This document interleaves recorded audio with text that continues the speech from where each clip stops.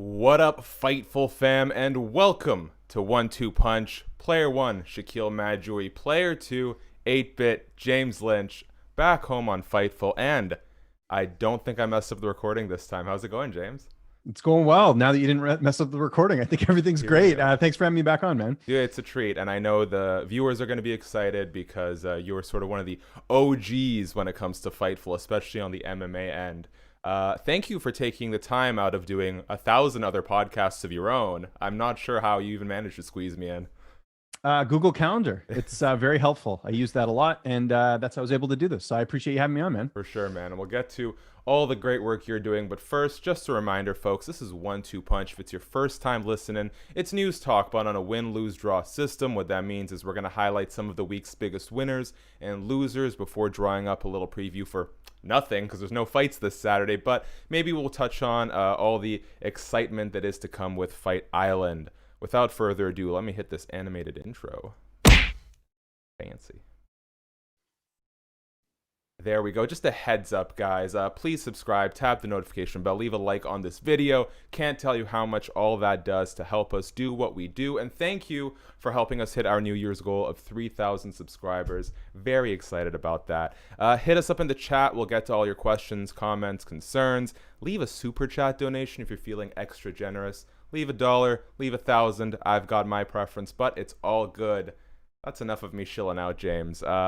Let's start with this. Winners and losers. I unfortunately think I got more losers this week than winners, so you might have to help me fill the void a bit, but I want to start on the bright side. I'm going to say this is a weird win for Max Holloway. He's been sort of in this tough title picture with Alex Volkanovski. Lost the first fight, lost the second fight. Both were close in a lot of fans' eyes, but especially that second fight. And, you know, this may seem like a bit of a downgrade going from title fights and pay-per-views to headlining a fight night, but I think this is probably the fight he needs to recalibrate. Calvin Kattar is obviously super game as an opponent, but it seems like Max needed a little bit of fresh scenery. What do you make of him sort of leaving the title picture for a short moment? I think it's great, and I think this is a good fight. It's keeping both guys active. You know, there's been a couple, fighters in that division that, just had fights fall out or things moved around. Zabit and Yair Rodriguez specifically. I think it's just a good fight for Calvin as well because he made a really good mark in 2020 with his wins, and I think it's well deserved. And I think for Max, it's good for him to not fight someone named Alex Volkanovski. I think it's good to switch things up a little bit, and what a way to kick off 2021 for the UFC with this fight because it's great. It's going to be on ABC, and it's a close fight. I do the fighter predictions. I mean, a lot of fighters are sort of torn on this fight with the improvements that Calvin has made, and then obviously a lot of people feeling like Max Holloway did not lose that last fight to Alex Volkanovski. So I think this is just great matchmaking here, and it also gives a bit of breathing room between what I think is going to end up being Alexander Volkanovski and Brian Ortega next. So there's a lot of interesting things that could happen from this fight going forward in the featherweight division. Yeah, and let me quickly ask you before I make my point. Are you in the Max Holloway was robbed the second time out camp? I wasn't. I actually scored the fight for Volkanovski, and I got a lot of hate for it. But here's my justification, Shaq. A lot of people, when they say the R word, the robbery word, I think you need to go look at the entire fight. And if you can tell me that Max Holloway won every single round, then I would agree with you. But I think most people would agree at least Volkanovski won a couple of those rounds. I think it was the third round. I have to go back. I mean, it's a couple months ago when that fight happened. But I remember thinking that was the one where people were kind of, going back and forth because Holloway, I believe, dropped Volkanovski, or at least, knocked him down. And so people felt like that should have counted more than what Volkanovski did in terms of the overall striking. I think Volkanovski had landed more, but Holloway had the two, drop downs. So it's obviously a very close fight. But to me, a robbery is where you don't win a single round. Like Diego Sanchez, Ross Pearson, that was a robbery. That comes to mind. Exactly. I mean, I don't know how you could score a single round for Diego Sanchez in that fight. Whereas with this fight, I think even the biggest Max Holloway fan has to admit that Volkanovski at least won one of those rounds. So not a robbery, but nonetheless, Holloway, I think, still has shown that he is at the top of this division. And I think with Calvin, he's had opportunities to get in that spot. He had the setback against Moicano, which I think a lot of people forget about. And then he lost his Zabit in a fight where he was really turning things around later in the fight. And you do wish that would have been 5 rounds, but this will be a good test for him. What I'm really interested in is the durability of both fighters. Kattar never been finished. Holloway, tough to finish as well too. So, if it does go 5 rounds, it'll get very interesting in those later rounds for both fighters to see who can dig deep and get the win. Yes, and I want to go to the chat very quickly. Joseph Boza chimes in with another win, which is that Max versus Kattar is officially on UFC on ABC One, historic card network television. This kind of came out of the blue. Like, when I heard the news, I was like, what's happening? It's not really something that was even on my radar. Is this as big of a deal for the UFC as some people are making it to have them on ABC television? Absolutely. This is a huge deal. And it's not entirely surprising when you think of the fact that Disney owns ESPN, and Disney obviously works with or owns ABC as well, or has a share in it. So, I mean, this was bound to happen in terms of sharing the wealth a little bit. Same thing with Fox, right? They moved the UFC on a number of different Fox channels. So, but this is a much bigger deal than being on Fox, in my opinion, because Fox, while it is network television, it was always kind of, and still is kind of considered sort of the fringe, sort of a little bit more edgy network television. But ABC is about as wholesome as it gets. So I'm really interested to see who's going to actually tune into this in terms of, the audience, because, typically an ABC audience is not an MMA fan audience, right? I know they have had boxing on in the past, but I think it'll be very interesting to see just the demographics of who's going to be tuning into this fight, especially with it being on network television, because it's not like you need to download an app or do anything like that. You can be flipping the channels and you'll be seeing UFC on your television. So I think that's just a great win for the fighters. It's good to see MMA get to a wider audience, but I'm going to predict this now, Shaq. I'll say this right now. There will be an article coming out of the fight where someone's going to say that MMA is too barbaric. I'm calling it right now because it's going to hit an audience that normally doesn't see MMA. And I know there's going to be someone just salivating at the mouth to write something critical of MMA. Nothing will have the adrenaline of grandma, grandpa, and the kids pumping like Holloway and Kattar bludgeoning each other for 5 hard rounds. Black Sheep chimes in, dude, that Irwin news is crazy. Yes, we will obviously get to Irwin Rivera on the down section, unfortunately. Last thing on Holloway. I can't help but think if Brian Ortega manages to beat Alex Volkanovski, that's sort of a best case scenario for Max, because it's really hard right now to justify, no matter how close the fights were, no matter how you scored them, it's really hard to justify 3 fights between Holloway and Volkanovski in the span of like 365 days when Volkanovski is up 2-0. But if Ortega wins, I think you probably see Holloway Ortega before you see Ortega Volkanovski too. I completely agree, because of the way Max Holloway beat Ortega. I think people forget that was a dominant win. I mean, Ortega was not in that fight at all. I was in Toronto. I was at that card. It was a total beatdown. And that's why it was so impressive to see Ortega, after that huge layoff, come back and beat the Korean Zombie the way he did, especially with his improved striking. So you're absolutely right, Shaq. Holloway's in kind of this weird spot right now, because if you remember, obviously last year he went up to lightweight and did not go well for him. He lost to Dustin Poirier. So if he loses this fight, I do think he probably does go to lightweight, because, I mean, the chances of him fighting for a title are, much further back. Not to say that lightweight's any easier, but at least it would be a change of scenery. You wouldn't have to cut that extra weight. I do think we might see Max Holloway at lightweight if he does not come out victorious against Calvin Kattar next Saturday. You're absolutely right. My 3 favorite words to hear. Thank you, James. Someone's asking in the chat, is it pronounced Kattar or Qatar? Like the It's region? Kattar. It's Kattar. Yeah. It is Kattar. Okay. On that note, are there any other winners you want to give some attention to before we move on to our many, many, many losers of the week? You know what? I'll just say it. I know it's not going to be a popular opinion, but I think Paige VanZant getting her fight booked for bare-knuckle. Sure. She made it. Now that I've kind of had the chance to digest the news, and I remember when it first happened, I'm like, bare-knuckle. I mean, Paige is not really known as a boxer. Like, why are you going over there? But the more I think about it, look, she's getting paid well. They're going to give her opponents. I think, this Britain Hart's no, pushover by any means, but in terms of overall experience, Paige VanZant's, been doing martial arts a lot longer, as far as I know, and I think it's a good move for her, and it's interesting because maybe this will start a trend where we'll see more fighters, try other avenues, other disciplines, whether it's bare knuckle or kickboxing or whatever, to see a fighter use their brand and utilize it very well. And the other winner I'll highlight this week as well, kind of on that same note, is Anthony Pettis. I mean, great move for him going to PFL. He's going where the money is. He's going, where he can have more success. I don't think anyone, even the biggest Anthony Pettis fan, felt like Anthony Pettis was going to get back to the championship ranks in the UFC. So for him to go to PFL, have a chance at $1 million. And guess what? Even if that doesn't work out, he's working with a promotion that's going to help his new management company as well. So I think Pettis is also a big winner here as well. Yeah, I mean, I know you're aware of this because you're hardwired into the brain of MMA, but for those who aren't, quick shout out to UFC Unfiltered, who whoever was dealing with like I saw uploading that the video or the audio of the podcast. Kudos to Alex Lee for spotting that, by the way. Yeah, shout out to Alexander K. Lee over at MMA Fighting, and probably the worst Among Us player I've ever come across. He on the UFC Unfiltered podcast, they left notes and timestamps saying remove mention of Anthony Pettis, and there was like 8 of them over the course of the podcast. So some tech difficulties lately with the UFC. The UFC's Twitter bot was sending out DMs claiming that Dustin Poirier versus Conor McGregor was going to be for a world lightweight title. So a whole lot of mischief you know what? I would not be surprised if it does end up being for a title. I agree. You know, I mean, it's 5 rounds. Think about it. It's 5 rounds already, so they don't have to change anything. And I think it's an easier sell for everyone if you call it a title fight than if you don't. I've always said this all along that, you know, the second Khabib retired, I know he's not officially retired, but they want Conor to be champ again. There's no doubt about that. I think the closer they can get Conor to the belt, the better it is for business. So, you know, I do. Obviously, someone pulled the trigger a little bit too soon, but I think it might end up being for a title. I mean, don't be surprised if they switch things around, getting closer to fight week, that will be for a vacant title or interim title or title period. Doesn't matter.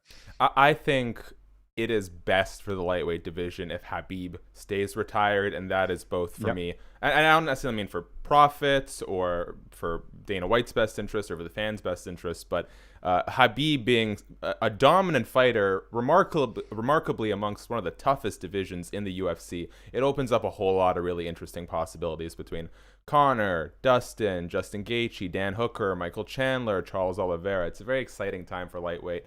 And I just like to see the rare fighter be able to sort of stick to their principles and not sort of be swayed by the money of the UFC from time to time. It's a nice thing to see. Before we move on, Black Sheep is asking, do you think it's better to train at a boxing gym or MMA gym for BKFC? As someone who's obviously not a fighter or a coach, I would assume if you're going to be fighting in the one discipline of boxing, you're better off going to a boxing gym. What's your take on it? Same thing. It's more specialized. You're going to focus specifically because MMA is different. I mean, it's I interviewed Amanda Hebas yesterday, and she was telling me that, you know, while she's because her and Paige train together now, which is crazy because they fought last year. Now they're teammates, but you know, Hebas was talking about how she really wants to showcase her striking in this fight. One of the things I asked her was, you know, how has it been working on your striking with Paige? And she, you know, pointed out very, just making a point to mention that, you know, what she's training in terms of striking, what Paige are, is a little bit different. So the MMA striking is a little bit different than what you would have in, you know, bare knuckle or boxing. So it is there's slight variations, but yeah, I think boxing gym is your best bet. Yeah, it's sort of the trade-off of training mixed martial arts is you sort of have to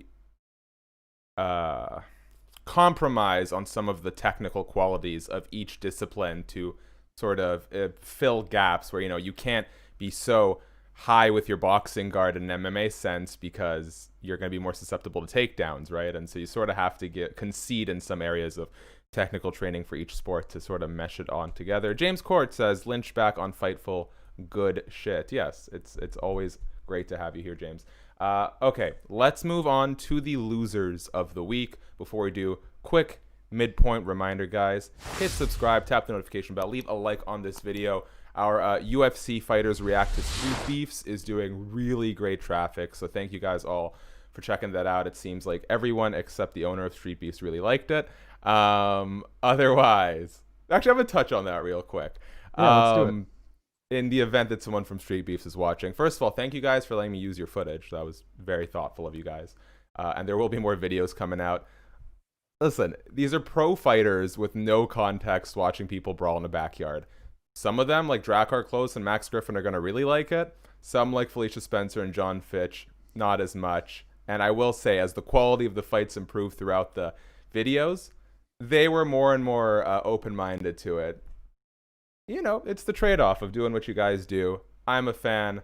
Drakkar Klose is down to compete in Street Beefs, actually, he says. So Yeah, and it's, you know, I want to bring this up as well because I get like, you know, I do the fighter predictions as well, and I see a lot of people saying like, oh, these people don't know what they're talking about. It's just an opinion. It's the same thing with what you're doing with reaction videos. It's an opinion to something. Like, no one's going out there and saying that something's good or bad or whatever. You just have to take it as this is their opinion on the thing, and you can't take it personally. Like, it's funny, we're in an industry where people punch each other in the face, but there's some really sensitive people out there. It's nuts. Yeah, and that's the reality of it too. It's like, you know, people are like, oh, if you knew the backstory of Street Beefs, which I'm familiar with, and I think there are pros and cons to it. I like the concept of giving, you know, potentially violent gang members a relatively safe space to sort of deal with their beefs, which is sort of the foundation of how Street Beef started. Great thing. Fact that you're not paying the guys, not a great thing, right? So there's gonna be pros and cons, and people are like, oh, they don't know anything about street beefs, yada yada. I'm like, yeah, these this is the thing I think with the predictions too. These fans should understand. It's like you're not telling these fighters ahead of time, hey, I need you to think long and hard about each of these 12 fights I'm about to ask you. You just pose the question, they give a snapshot answer. It's meant to be in good fun. Exactly. And that's the thing I like to point out. And then when I say, people are like, oh, I can't believe these experts got it. No one's calling them experts. Like, look, fighters train. They've got families. They've got other things going on. They're not in the basement studying tape all the time on every single fight. Like, believe it or not, like they don't have time to do that. Right. And there's people who do, and all the credit to them. But it's just an opinion. People got to relax a little bit. Yes. So. But anyways, thank you to Street Beefs for letting us use the content. The video's been great. The feedback for the most part has been really great. So there's more of those coming out. And a whole bunch of other tier list reaction content. So stay tuned. Okay, I keep shilling. That's not what people are here for. Losers. And let me preface this first and foremost by saying I am not calling the victims losers by any means. I'm not even going to call the alleged perpetrator a loser because I don't know what's going on with their mental health. But the news did come out yesterday on Thursday, unfortunately, that Irwin Rivera, UFC fighter, was arrested and charged on 2 counts of premeditated murder after allegedly stabbing 2 of his sisters. One is, from my understanding, in critical condition. The other is okay. Both covered with stab wounds, head to toe. Wow, this was insane. A few hours ago, one of his sisters, I'll get the name in a moment because I'm not sure on the pronunciation. Leslie, I think it's Lezlye. Apologies, I'm mispronouncing that. Put out a very thoughtful statement being like, guys, our brother's not well right now. He wasn't training, which is unusual. We went to check on him. Unfortunately, he was too far gone. Man, first and foremost, I got to give props to this woman for having enough love in her soul to sort of stand by her brother and say, look, something is deeply wrong and please support him. We want him to get better because that's a traumatic situation all the way around. What's your sort of take on what happened with Irwin and his family? Shocking, obviously. I haven't covered a ton of Irwin Rivera. I mean, I've watched his fights. I even watched some of his fights in Titan FC, so I know a little bit about him. I've actually never interviewed him before, but I mean, everything that I've seen from teammates of his that, Andre Sukumta had a sort of a sad post yesterday, just talking about how like, this is not the guy I know. And the thing that really stands out to me, and obviously I'm not a doctor or expert in this field whatsoever, this is just my opinion, but that quote, really stood out to me where he says a higher power told me to do this. And, what it reminded me of was, do you remember in, I think it was Alberta years ago, there was that guy at the party who had the samurai sword. I think it was a sword or a knife or something and stabbed someone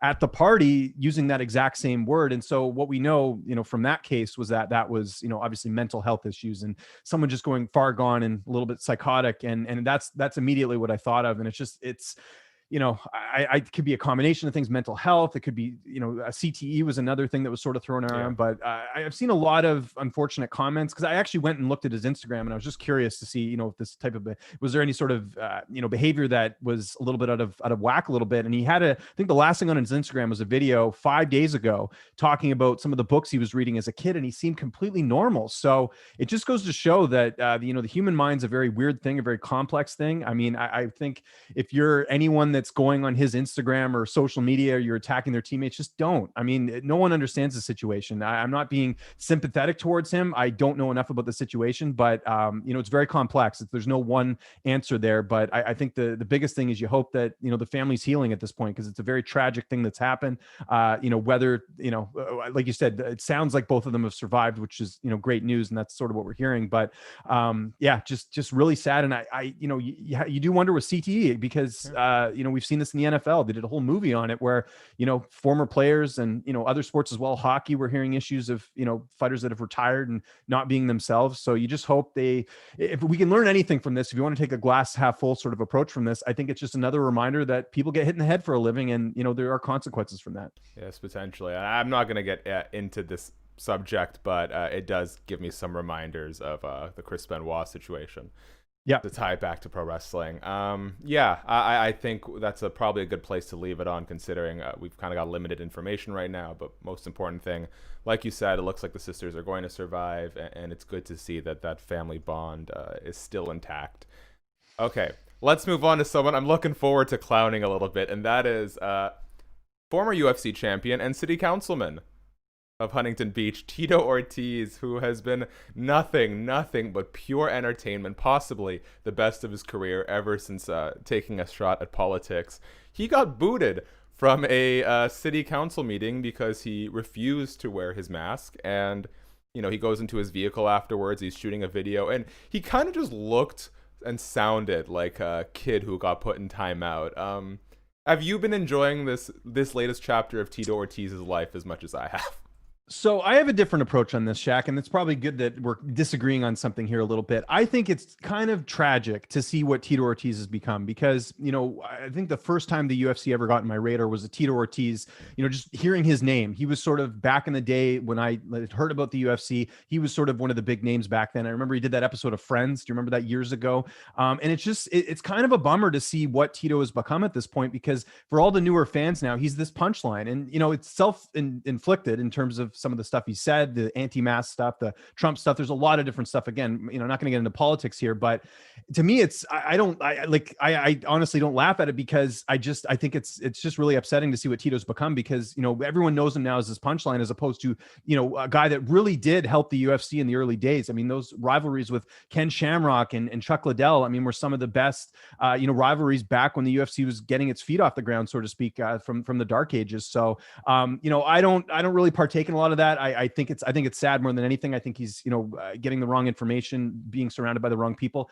I interviewed him last year on the red carpet at the MMA Awards. Couldn't have been a nicer guy. Yeah. I'm being a little bit too Canadian on this and polite, but I just think it's a little bit sad to see what Tito's become, because I think, like I said, when you look back on his career, people are going to look at the, Twitter accounts that are clipping out all the stuff that he says on social media, as opposed to, him winning a title, or him, really becoming one of the first trash talkers in the UFC that could hype up a fight and all that. So that's my approach on it. I just, when I see it, I kind of am just like, I shake my head and I think, what could have been, you can look at a guy like Forrest Griffin, who's, his UFC career has been now, working with the athletes and doing something really positive. And with Tito, it's just been, a lot of negativity, which is unfortunate. James Lynch, party pooper. There you go. Yeah, exactly. No, I know. I know. Listen, I get it. There's a lot of people who I know get a lot of entertainment out of Tito, but just, knowing from the small interactions I've had with him, I think it's kind of a bummer. That's kind of how I've interviewed Tito Ortiz once prior to the Alberto El Patron fight. Yeah. And he was a very good interview, very generous with his time. But you become a public figure. This is kind of. And you do wonder, Shaq, we just talked about CTE. There's got to be some in there with Tito as well, because you just hear the way he talks sometimes. There's not a lot of, there's some stuff that just doesn't make a lot of sense. Yeah. So, again, look, if you guys want to laugh at him, go for it. But for me, it's just like, I don't know. It's kind of a bummer. I do hope that his brain health is okay, of course. Don't ever wish that on anyone. Okay, sort of a hybrid. Oh, actually, no. We'll save this one up for the end. It's a bit of a hybrid winner-loser situation. But the next one I want to touch on is Junior Dos Santos, who has been on quite a campaign petitioning his recent loss to. Do you know how to pronounce the guy's last name? Ciryl Gane? Yeah, it's Ciryl Gane. Gane, like Gain. That's perfect. How you pronounce it. Thank you for the John Anik interpretation right there. No worries. Anywho, he lost a fight via second round TKO, I think it was. Yeah. And it was pretty apparent to just about everyone not named Junior Dos Santos and company that it was a clean loss.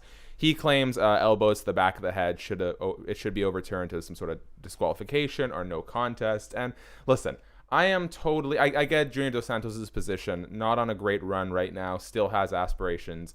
It hurts to lose. It hurts to get physically harmed. It hurts to have it done so on a national stage. And if he feels wronged, he feels wronged. But here's where I'm kind of going to draw the line, and you can call me a SJW, soy boy, whatever you want.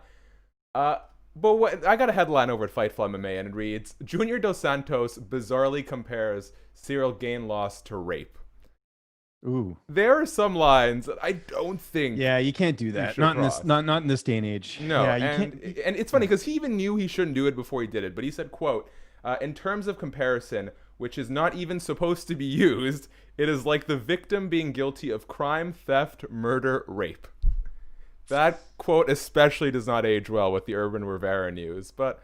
Like, come on, JDS. Like, come on. Yeah, it's unfortunate. You know, Junior's might be one of the nicest guys in the sport. It's unfortunate. He must not have really good people around him right now because not just because of that statement, but dude, why are you going on about this? Like, everyone is. I mean, I think 90% of people that watched that fight thought it was clean, it was fine.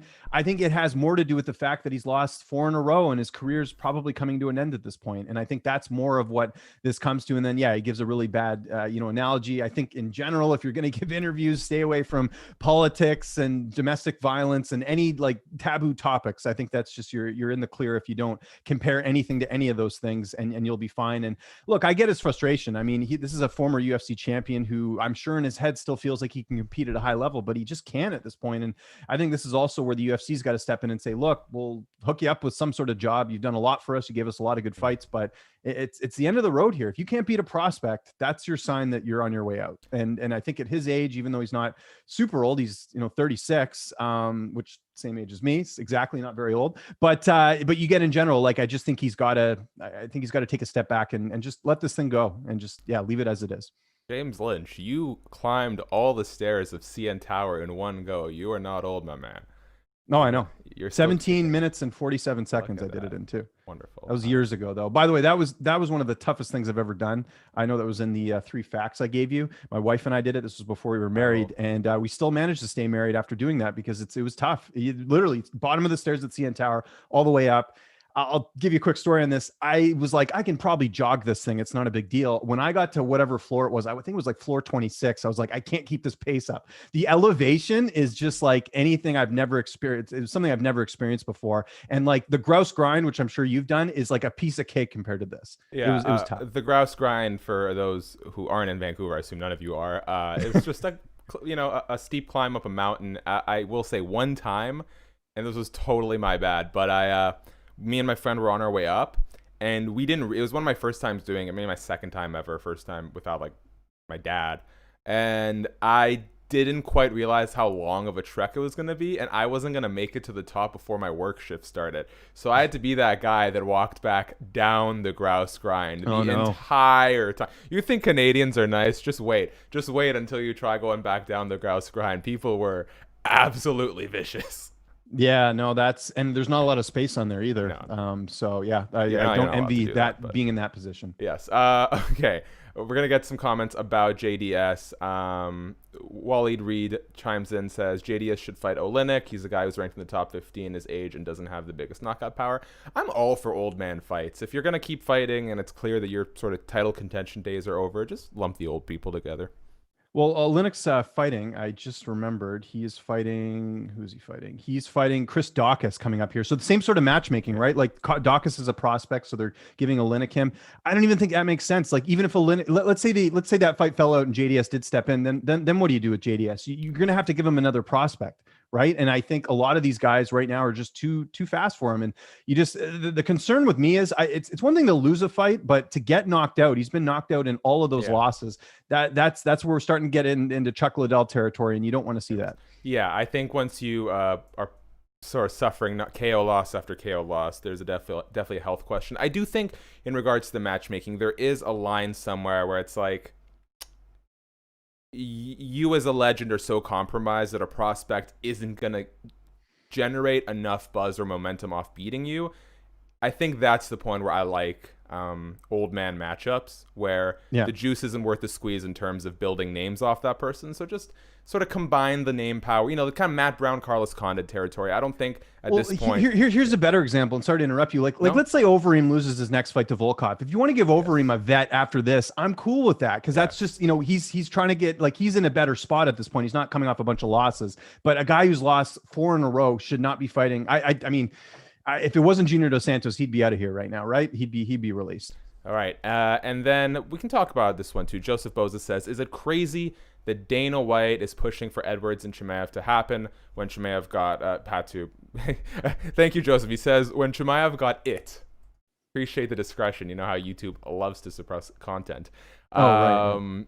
Edwards volunteered to stay on UFC Fight Island 8 to fight either Neil Magny or Michael Chiesa. UFC said no. We're going to elevate Chiesa versus Magny to the main event, and we're going to rebook Edwards versus Chimaev.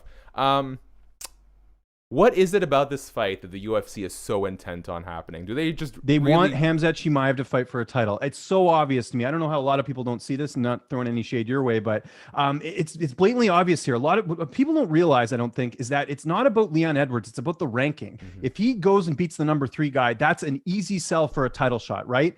And conversely for Leon Edwards, this is exactly the type of fight he needs. What better to get your name back in the forefront of, you know, being a good welterweight fighter than fighting the hottest guy in the division right now, or hottest guy in MMA right now. Chimaev was the talk of the town last year. Like, everyone was talking about this guy. I can tell you because any piece of content I did even closely resembling Khamzat Chimaev did very well. There's a lot of interest in this guy. There's a lot of intrigue. There's people convinced that Chimaev is going to starch Leon Edwards in the first round. I'm not one of those people, but that's what makes the fight so interesting. You've got a guy who has 3 wins over 3 unranked opponents fighting a number 3 guy in the division. This just doesn't happen every day. I'm fine with the rebooking. I think it makes a lot of sense. And I think, you know, for Chimaev, if he wins, I know they're going to give him the title shot. I think he's going to jump the line. I think that's what's going to happen. And if Edwards wins, you hope he gets a title shot, because he doesn't really have a lot of upside for fighting an unranked guy like this. But at the same time, like, I think just with the way the pieces are moving in the division, with Wonder Boy being out, with a lot of these other fighters booked up, I think that makes more sense than having Leon fight Michael Chiesa or Neil Magny. Chiesa Magny is a great fight. Rankings wise, it makes sense. Is it a main event for a fight night? I'm fine with that. I mean, I think people got to look. We're getting 3 cards in the span of a week, right? With that, so it's all good by me. Yeah, I think. As someone who doesn't have the sort of technical insight into the fight game to draw predictions off of, the actual components of the fight, I look a lot to experience, time off, history of injury, stuff like that. And so obviously Leon Edwards should be your favorite going into this, if that is the criteria under which you're operating. But I will say, with every passing day in my brain, the line moves ever so slightly closer to Chimaev, because it seems now by the time Leon Edwards gets back into the cage, it's going to be almost 2 years. And between the layoff and just how much shit Leon Edwards has taken from fans, from the UFC, it's clear it's weighing on him. He's made some poor decisions in terms of accepting fights. Like turning down the Wonder Boy fight, I thought was a big mistake on his part. It was a fight that made a whole lot of sense to me in terms of rankings, name value, and upside. I can't help but wonder where Leon Edwards' mindset is going to be going into that fight, because Chimaev is obviously on cloud 9, and Leon has a lot weighing on his mind right now. Yeah, see, I think, Wonder Boy could have been the only fight I think you could make in terms of rankings, in terms of name value, but I think Chimaev's got more hype right now. Yes. Like, if you beat this hype guy, that's like, I think if he had beat Wonder Boy, I think they would probably still keep him away from a title shot. But with Chimaev, because he's got so much hype, they're calling him the next Khabib, that sort of gets you back in that conversation. It's all about hype. It's like Masvidal, right? Like the year before he beats Till, Askren, and then he beats Nate Diaz. Like, a win over Nate Diaz should not get you a title shot, but because it was such a big fight, because it was promoted well, nobody had a problem with him fighting Kamaru Usman, right? So I think it's the same sort of logic here with Edwards. And we got to be fair to Leon a little bit here. I mean, he was supposed to fight Woodley. It was canceled because of COVID, or couldn't get over to the US. Supposed to fight Usman and for the title when Burns was out, couldn't get over there because of COVID as well. So a lot of it is just him being in the UK, and they're really being strict with COVID as well. So I give him a little bit of a pass there. But yeah, if you wanted to make one critique, maybe the Wonder Boy fight would have worked out a little bit better, but it's tough to say. Yeah. When one door closes, another opens. As we begin to sort of wind down on the show here, I have one last winner-loser hybrid, but I'm wondering if there's anyone you want to get to, not named Mike Perry. I'm trying to think of other things that happen. I feel like, I'm coming up with a blank here. That's okay. As far as other stuff going on. You asked me at the last minute. I'll mention one thing that's kind of interesting. So if you guys don't know, I have a show every week with Cris Cyborg, and on her channel called The Catch Up, and Cris expressed interest in potentially fighting Kayla Harrison at 155. The beauty with Bellator is that they're a lot more flexible when it comes to making fights. And I don't know if Kayla and Cris would ever fight in Bellator. Maybe Bellator would let Cris out of her. I don't know. It seems like there's more flexibility than, say, if this fight if Cyborg was in the UFC right now. So the potential of a Cyborg Kayla Harrison fight is very interesting, just because I know Cyborg's got way more experience, and obviously she's, proven herself as a champion, but there is that intrigue with a young, hungry fighter like Kayla Harrison, who has such a elite skill set with her judo and now with her striking. We've seen that, in the fight with Courtney King. So if that could come to fruition, that's another big fight that could potentially happen outside the UFC. Okay, last one. Hybrid winner loser of the week. I'm gonna give a shout out to Mike Perry. I'll start with the loss first, because even I'm not a big enough jerk to deprive him of this win. First of all, what on earth happened to Mike Perry? We see earlier this week he's drinking on a boat with Latoya Gonzalez. Next thing you know, he's laying down on a hotel floor somewhere, broken glass. His leg has a bad gash on it, blood everywhere. It's it's just sort of becoming. It hurts when you start becoming apathetic as opposed to empathetic, right? When it becomes such a pattern, they're like, oh, there goes Mike again. And someone mentioned, I can't remember if it was here on the chat.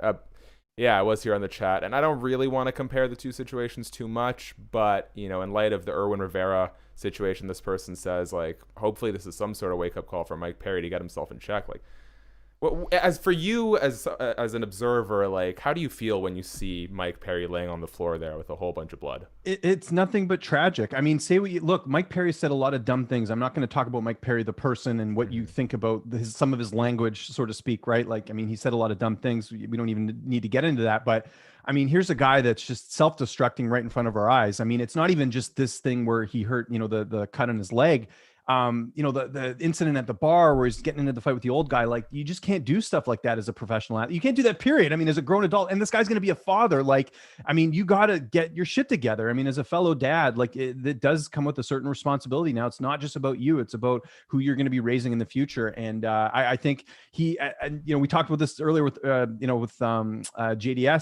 and I think you got to get better people around you. Like, I'm not going to tell people how to do their job, but at the same time, like, I would take his phone away. I would get him some help. He's not in a state right now to be, I think, fighting or doing anything. And I wonder if the UFC should say something and say, look, like, we're going to keep this guy. We're going to make sure he doesn't get a fight next until he gets things in order, because you can't be doing stuff like that. Like, he's, I don't know what caused the broken leg. I mean, there was a broken window, right? Maybe did he jump through? Did he kick it? Either way, this guy's got to stop drinking. He needs help. I mean, there's no other way to put it. Mike Perry needs a lot of help right now. Yeah, and this is what's confusing about the situation, because after the incident where he knocked out the old man outside the restaurant, I think the UFC sent out a statement to reporters saying, hey, we're going to get this guy some anger management or something. And I don't know if that even materialized, because next thing you know, he's got like another fight booked a week after. Dana White clearly seems interested in keeping, anytime the allegations from his ex are brought up, or racist language he's used, or people he's hurt himself or otherwise outside of the cage, you just kind of see Dana White dismiss it, because I guess he likes Mike Perry as a UFC commodity. But isn't there a point at which you'd be like, it's probably in everyone's best interest to make sure this guy, and maybe they are doing it behind the scenes, I can't speak to that, but if they're not, shouldn't they really make it a hard effort to get this guy the help he needs? Because at this point, at this rate, it's going to be out of the UFC's hands whether Mike Perry fights or not, because he's going down a road possibly of no return.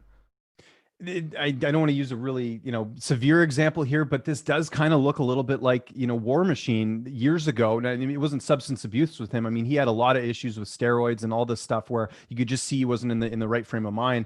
You do wonder if Perry's heading in that same direction. And if you're the UFC, I mean, what are you getting with Mike Perry at this point? He was bragging about eating cheeseburgers leading into his last fight. He missed weight. He didn't even fight that well. Like, what are you getting with Mike Perry? Is it really worth this much of a headache to deal with it? I mean, I think if it was any other fighter, if this was a prelim fighter, they'd be out of here so quickly. They wouldn't even think twice about it. But the fact that he's still on the roster and they're not, pointing this out, like, think about it. If this happened in the NFL or something, if there's a player who, posted a video like this, it would be all over ESPN. Everyone would be talking about it, and then the NFL would suspend them immediately and be like, you can't act like this as a representative of our sport. But with the UFC, they're always slow to the mark, so to speak. So it's something's got to change here with Mike Perry. And I think a lot of it is just the people around him got to step in and say, dude, chill out. You gotta get some help. Yeah. If I were to take an absolute shot in the dark at what's going through the UFC's mind, I'm sure they have some metrics showing that Perry has a big audience amongst a section of MMA fans that I'm not a personal fan of. No. But I do want to end this Mike Perry conversation by congratulating him. Him and Latoya Gonzalez welcome a newborn baby boy. Ocean Mike Perry, if I'm not mistaken, is the child's name. So, like you said, parenthood is a powerful tool. So hopefully, the birth of their boy serves as an important fork in the road for Mike Perry. Yeah. Okay. No, I agree. Last thing. You are going to be put in the interrogation chair for a moment. I'm going to put the one shot on you, James Lynch. Sure. Take a look at the note to James's right. First fun fact, enjoys cold apple pie. I need you to defend this for everyone on the show. Yeah, I just don't like apple pie warm. I don't know why. I like a lot of things that are cold, and that's not my personality. I think anyone who knows me, I'm a very warm person. But when it comes to certain desserts, when it comes to certain foods, I like stuff cold. Apple pie is one of them. I find you can taste the apple better when it's colder. I don't know what it is. I like cold drinks. I like cold coffee. I'm drinking cold coffee, by the way. Shaq, you didn't ask what I was drinking today, but this is cold brew coffee from a Ninja coffee machine, which I bought. Best investment I've made probably in years. That I, grind up the ice, put the coffee in, make it. I've got like a huge pot that I drink over the course of a couple of days, and then I make another one. I like a lot of stuff cold. Maybe it's because we're up here in Canada, which, by the way, I got to point out to people, because people think that everywhere in Canada it's snowing and we're having dogs slay us around. I haven't got. I think we had snow for like maybe 5 minutes here, maybe back in December, where I am in Tsawwassen. But in general, like, it doesn't snow here that much. So, but yeah, when it comes to desserts, I like them cold, to the point of where I'll just give you my strategy, Shaq. Like, if we have dinner, if I'm at my grandparents' house, I will request, if I know we're having any type of pie, I will ask to take a slice of that pie, put it in the freezer while everyone else heats up their pie, and I will have freezer done pie. That's how much I enjoy it. James Lynch, prima donna. You're gonna be the type of guy who asks the help to separate the M&Ms by color. No, I don't do that. But I like stuff cold. That's just my family knows that. My friends know that. It's just how I roll. Will you concede for hot warm apple pie with a cold topping of ice cream? Yeah, I could potentially do that, but I just like pie on its own. I don't even need to have it with ice cream. To me, they're two separate things. I would rather have the ice cream on its own and then the pie on its own. But I will say this, if we're going to McDonald's and we're going to have apple pie there, I don't mind if it's a little bit warm. That's fine, because that's a little bit different. I think McDonald's apple pie cold probably doesn't taste as good as homemade apple pie. I was going to ask you, that stuff's underrated. In fact, Black Sheep says in the comments, put a hot McDonald's apple pie into their ice cream in a cup. Thank me later. Yeah. Okay. Something to consider. There's where I can, find a common ground for sure. Okay. As we wrap up here, guys, one last reminder: like, subscribe, tap the notification bell. If we did a good job today, leave a little super chat donation, make myself and upper management happy. Now, if you want to be a winner, like Max Holloway, like Paige VanZant, you can go pick up yourself some James Lynch merch. James, that's right. Tell people about the clothes. Tell people about the gazillion podcasts that you do. Yeah, it is, and I actually just added another one this week. I'm sure you did. That'll be getting announced in the coming weeks. Well, first off, thanks for having me on. By the way, I wanted to take this quick opportunity to congratulate Sean. I know he just re-upped with Fightful for a couple more years, and I saw the wrestling channel, and you mentioned the MMA channel, but I know the wrestling channel, they've just been killing it. I know they put the Clips channel out now that hit 1,000 views. So just congratulations to all the hard work you guys are doing. Like, I'm not even a big pro wrestling fan, but I do check out a lot of the content because it's cool. It's quick and easy, and I just wanted to give a shout out to everyone at the site, because I really enjoyed working there when I was there. Jeremy Lambert, by the way, killing it. Love Jeremy, great guy. And as far as me, at Lynch on Sports, Twitter, Instagram, my YouTube channel, same thing, youtube.com/Lynch on Sports. And on that channel, Jack, you will find a link to my Teespring store where you can get cool looking shirts like this one, mugs, whatever you need, hats, socks. I've got a bit of everything. It's just an easy way to kind of market myself a little bit. And you can find all my interviews on there too. A lot of people know that I work for like 12 outlets, but I put all my content and playlists on my channel, so it's easy to find. It's all in one spot. And thanks for having me on, man. It was great. Hey, man, you know how this works. I'll come back crawling again because the show is better when you are on it. Okay, guys, that is all for today. Thank you so much for tuning in. A big shout out to both the lively live chat today, as well as our audio only downloaders who always keep us afloat, keep us doing what we do. Until next time for that terrible outro. I'm Shakiel Mahjouri, and stay tuned for everything fightful and so delightful. Peace out.